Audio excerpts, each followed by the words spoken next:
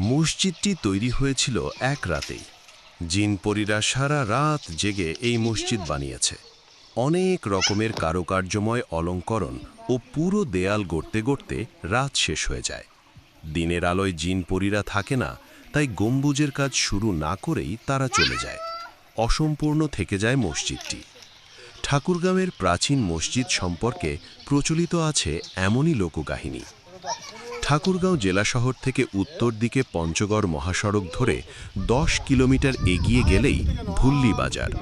সেখান থেকেই প্রায় 3 কিলোমিটার পূর্বে বালিয়া জিন মসজিদ নামে এই ঐতিহাসিক মসজিদটি অবস্থিত।